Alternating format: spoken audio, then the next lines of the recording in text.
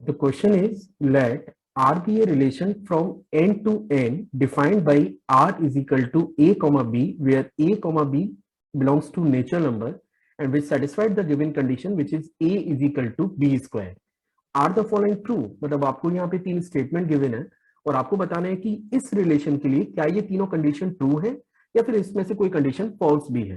तो अपन एक एक करके चेक करेंगे कि क्या ये जितनी भी तीन कंडीशन हमें गिवन है वो ट्रू है या फिर फॉल्स है। लेकिन इसको शुरू करने से पहले आपको एक बार सवाल को समझना चाहिए कि सवाल है क्या। देखिए, आपको है ना एक रिलेशन दिया है, यहाँ पे आर जो सिंबल है वो एक एक्चुअली रिलेशन को शो करता है, रियल नंबर को शो नहीं करता है। तो this is a symbol for the relation, है ना। तो मैं यहाँ पे लिख रहा हूं कि आर मेरे पास एक रिलेशन है जो किस कंडीशन को मेंटेन कर रहा है। वो ये बोल रहा है कि आर एक ऐसा रिलेशन है जो इस टाइप के ऑर्डर्ड पेयर कंटेन कर रहा है जिसमें ए और बी दोनों के दोनों, सबसे पहले बात तो नेचुरल नंबर होने चाहिए। मतलब आपको ए की प्लेस पे भी नेचुरल नंबर लेना है और बी की प्लेस पे भी नेचुरल नंबर ही लेना है ना। और मैं एक्सपेक्ट कर रहा हूं कि आपको पता तो होगा ही कि नेचुरल नंबर क्या होता है। मतलब 1 2 3 4 5 एंड ऑर्डर और सो ऑन, आगे के जितने भी ये नंबर है वो सब नेचुरल नंबर है। 1 से स्टार्ट करना है आपको, ठीक है। इसके बाद ए नेचुरल नंबर होना चाहिए, बी नेचुरल नंबर होना चाहिए और साथ में ये कंडीशन भी फुलफिल होनी चाहिए कि ए बराबर बी स्क्वायर। तो कुल मिला के मुझे एक ऐसा रिलेशन तैयार करना है जो ए कॉमा बी ऑर्डर्ड पेयर को कंटेन करे, जहां पे ए और बी दोनों के दोनों नेचुरल नंबर हो और वो इस कंडीशन को भी फॉलो करे। अब हमारे पास ऑप्शन ये है कि मैं यहाँ पे कुछ रेंडमली खूब सारे ऑर्डर्ड पेयर बना सकता हूं, पर क्योंकि ये कलेक्शन जो है वो इनफाइनाइट सेट का है तो इसमें बहुत सारे ऑर्डर्ड पेयर आएंगे। तो बेटर है कि अपन ऑप्शन के थ्रू ये पता करें कि जो भी कंडीशन मुझे गिवन है वो सारी की सारी कंडीशन ये रिलेशन मेंटेन करेगा या फिर नहीं करेगा। तो पहले मैं फर्स्ट कंडीशन को नोट कर रहा हूं। अगर आप फर्स्ट कंडीशन को चेक करें तो फर्स्ट कंडीशन आपको दिया है कि वो ये पूछ रहा है कि क्या ए कॉमा ए इस रिलेशन का एक एलिमेंट होगा for all a belongs to natural number. अब पहले तो इसका मीनिंग जानिए, इसका मीनिंग क्या है। इसका मीनिंग ये है कि नेचुरल नंबर से जितने भी ऐसे ऑर्डर्ड पेयर बनते हैं जिसमें ए और बी दोनों की वैल्यू सेम हो, क्या वो सारे के सारे इस सेट के अंदर होंगे, ये मुझे कंफर्म करना है। तो पहले मैं कुछ ऑर्डर्ड पेयर आपको बना के दे देता हूं। जैसे 1,1 आप सबसे लीस्ट वाला तो यही बनाएंगे। उसके बाद अगला बनेगा 2,2, ये भी एक ऑर्डर्ड पेयर है। 3,3 ये भी एक ऑर्डर्ड पेयर है। 4,4 ये एक ऑर्डर्ड पेयर है और ये बहुत सारे ऑर्डर्ड पेयर आएंगे जो गिवन कंडीशन को मेंटेन कर रहे हैं।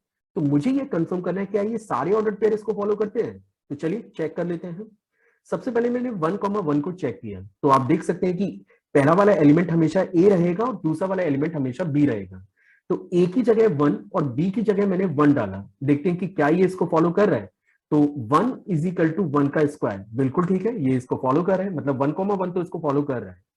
अब मैंने चेक किया कि क्या 2,2 भी इसको फॉलो करेगा, तो ये भी वेरीफाई कर लेते हैं। तो इस ऑर्डर्ड पेयर के लिए ए की वैल्यू 2 है और बी की वैल्यू भी 2 है।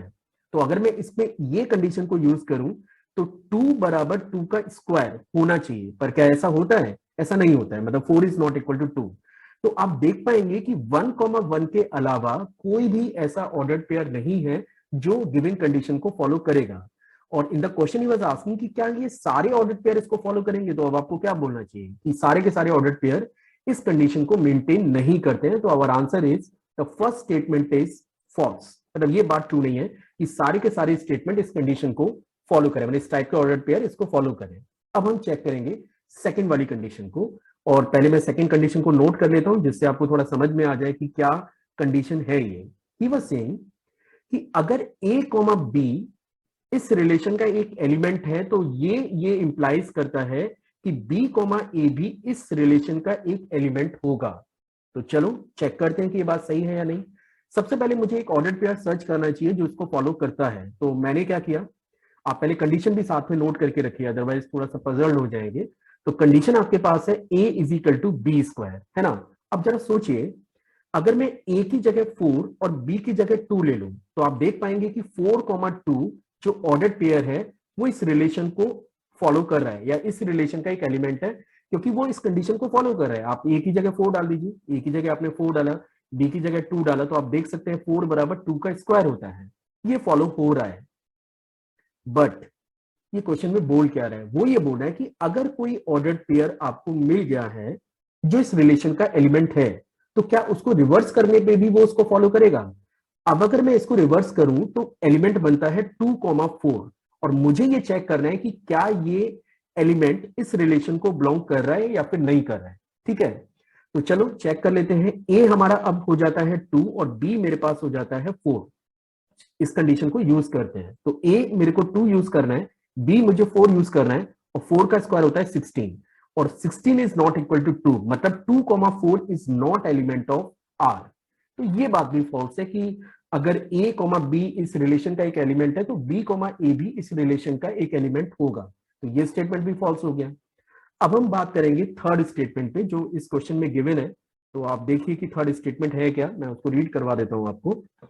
थर्ड स्टेटमेंट ये है कि अगर ए बी इस रिलेशन का एक एलिमेंट है, बी सी भी इस रिलेशन का एक एलिमेंट है, तो ये शो करता है कि ए सी भी इस रिलेशन का एलिमेंट होना चाहिए। चेक कर लेते हैं। देखिए, मैं एक ऑर्डर पेयर ले रहा हूं 16,4। ये मैंने थोड़ा विजुअल किया है, आप भी कोई और एग्जांपल भी ले सकते हैं। एक ऑर्डर पेयर में ले रहा हूं 16,4 और दूसरा ऑर्डर पेयर में ले रहा हूं 4,2। तो पहले मैं आपको फर्स्ट पार्ट को जस्टिफाई कर देता हूं कि ये दोनों ऑर्डर पेयर फर्स्ट पार्ट को फॉलो करें। फर्स्ट पार्ट क्या था, अगर ए बी एलिमेंट है इस रिलेशन का और बी सी एलिमेंट है इस रिलेशन का, तो देखें कि ये दोनों ऑर्डर पेयर इस बात को फॉलो कर रहे हैं या नहीं कर रहे हैं। ठीक है, चलिए कंडीशन क्या है, ए बराबर बी स्क्वायर, है ना। कंडीशन है ए बराबर बी स्क्वायर। तो सबसे पहले मैं 16,4 को वेरीफाई कर रहा हूं कि ये इसको फॉलो करता है या नहीं करता है। तो ए की जगह 16 और बी की जगह 4, ऑब्वियस है 16,4 इसको फॉलो कर रहा है। ठीक, अब मुझे चेक करना है 4,2। तो ए की जगह 4 डालूंगा और बी की जगह मैं 2 डालूंगा, तो 2 का स्क्वायर, तो आप देख सकते हैं कि 4 बराबर 4 आ गया और ये भी इसको फॉलो कर रहा है।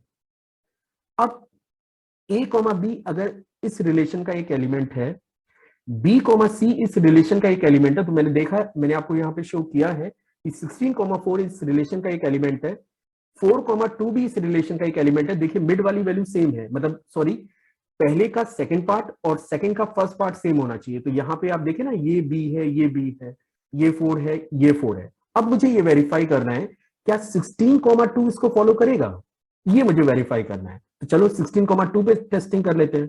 16,2 पे अब यहां पे ये पहली एंट्री है और ये आपकी दूसरी एंट्री है, मतलब इन जनरल अगर मैं बात करूं तो this is the value of a and this is the value of b. Condition क्या है, ए बराबर b square, this is the condition. तुम जस्ट चेक इट कि ए कितना है, ये आपका 16 है और बी कितना है 2 का स्क्वायर। क्या 4 16 के बराबर होता है, नहीं होता है।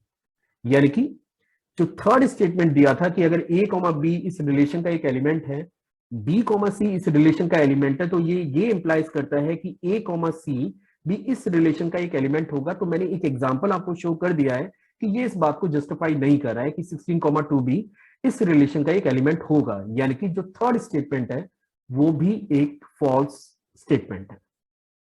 तो फाइनली इस क्वेश्चन में जितने भी स्टेटमेंट आपको गिवन है वो सारे के सारे फॉल्स है।